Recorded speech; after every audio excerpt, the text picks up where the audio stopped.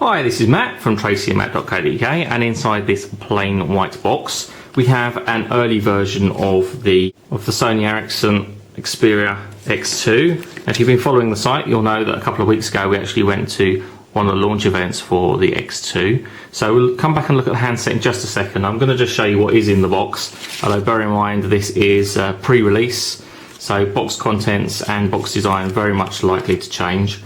So we have a standard USB to micro USB sync and charge cable, and a European charger which is USB style. And then finally we have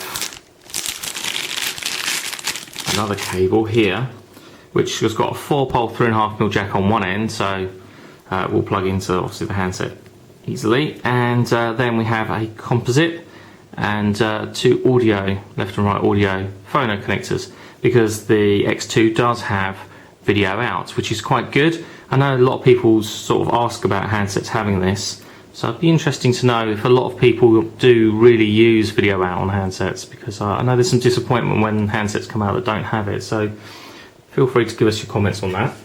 So look at the handset itself. Just peel off the screen protector on the front here. It is kind of similar to the X1, certainly some design cues and similarities sort of family-wise with the X1. So we have a forward-facing VGA camera and a loudspeaker and a couple of sensors. So we have a proximity and a light sensor, ambient light sensor. Then the display is obviously touchscreen. It's 480 by 800 pixels. It is a 3.2-inch diagonal display.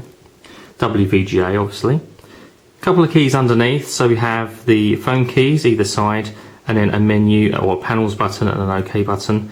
Panels button being sort of changed slightly there from the X1. Then the joypad, which is actually an optical joypad. Again, that's similar to the one that we found on the X1, but rather than being recessed, it is actually completely flat. So it is a little bit easier to use. It does have a push button center too. On the left hand side, we have the connector there, which is the micro USB for sync and charge, and then we have a little switch there which is used to remove the back cover. We'll look at that in a second.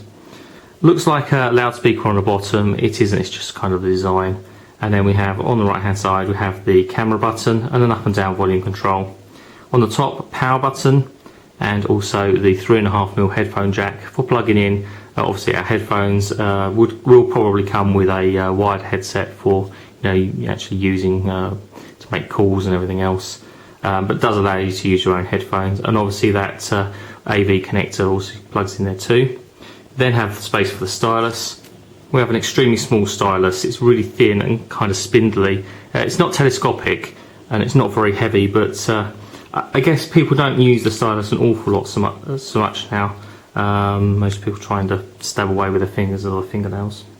On the back we have a 8.1 megapixel autofocus camera and a flash. It is an LED flash, but I have tested this out on an earlier model, and the camera and flash are pretty good. So again, when we come to do full review, we'll actually comment on that. And obviously that's here on the back, it says acceptance unit, firmly pointing out it is obviously pre-release. Remove the back cover. And opening the back cover, we have the micro SD card socket there, supporting up to 32 gig of micro SD memory. Battery pops out like so, and then our SIM card goes in that space there.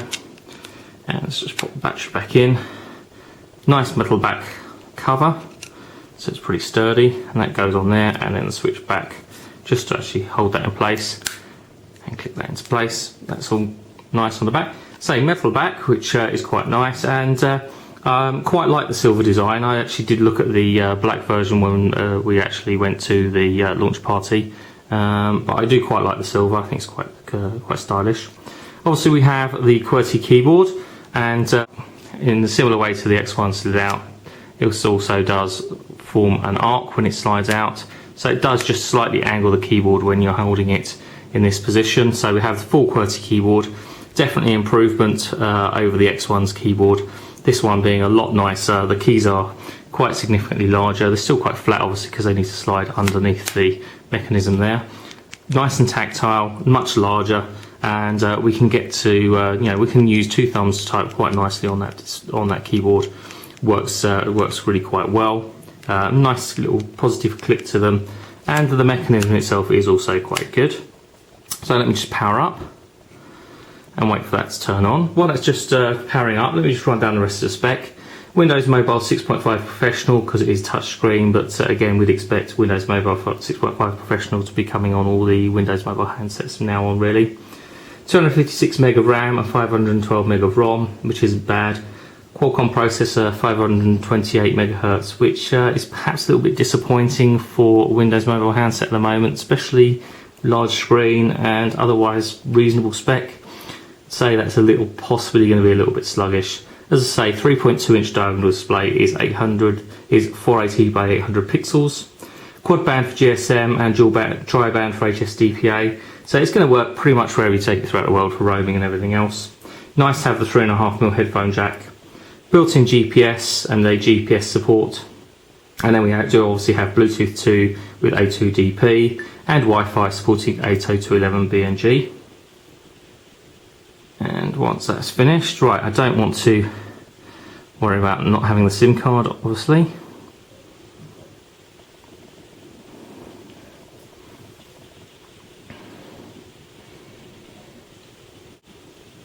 Okay, then we have the standard sort of Windows Mobile 6.5 home screen, which a lot of people sort of refer to as the Zune style home screen, which we can roll around the actual display to go into phone setting, getting started. So we can go to phone, for example.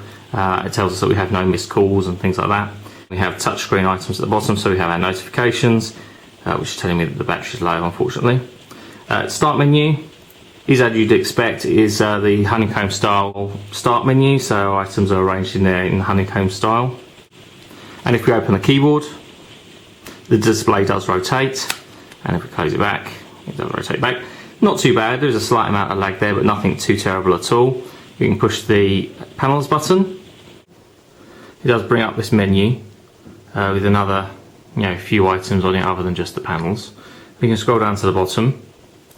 We can get into the panels menu and touch on panels. As you can see there, we have a number of panels laid out. Sort of like a Google one, one that's a bit funky laid out. As you can see there, it's kind of sort of stylish. Then we have the Sony Ericsson one and one that looks like SPB. Obviously we have the standard Windows Mobile 6.5, so we can go into the Sony Ericsson one, and it's an animated home screen which we can actually just zoom around. So we have different different things here. So we've got a billboard there that shows our email and our text message count, and if we go over here, we have one that shows our battery status, and we have Google, and have the time and obviously the date there shown at the side. It's just a little bit of a different way of presenting the key information on the handset. Obviously there's quite a bit of a reflection on the display, as you can see here, because obviously I'm shooting somewhere that's quite bright so you can actually see the handset. So when it comes to the full review, I'm going to have some proper screenshots of the panels and the various today's screens. So we'll cover that in a bit more detail in a full review. Also, we can push the panels button and it will actually show us the last couple of panels that we've actually used, so we can quickly switch between those different panels. So we can go back into the panels menu, and we can actually choose like a night version of the same Sony Ericsson home screen, and we can actually just go into a more standard looking home screen and wait for that to load properly, which I think it has done. So it tells us our battery percentage, the weather, which obviously it's not going to update because I don't have a SIM card or an internet connection, clock in the center. Then it would also show a number of text messages, missed calls, and emails there in the middle. It has a launcher and a contacts button down at the bottom. So it's just a very quick look at the Sony Ericsson Xperia X2. We'll have a full review on tracyandmatt.co.uk over the next couple of weeks. We're going to compare it to some of the other sliding QWERTY keyboard devices that we have at the moment, such as the Samsung Omnia Pro and even the Touch Pro 2 that we're looking at too at the moment. So we'll have, as I say, full review for you shortly. So don't forget you can follow us on Twitter. On Twitter we are Tracy and Matt, and on Facebook we have a fan page, tracyandmatt.co.uk. Worth checking those out in the month of December because we are running quite a big competition with some great giveaways, so worth going over to Facebook or Twitter. If you've missed any of those details though, just check out the intro screen for this video, and it just details the different ways that you can get in touch with us. As I say, there's a good competition we're running at the moment on Twitter and Facebook, so check those out. As I say, full review on tracymac.co.uk over the next couple of weeks.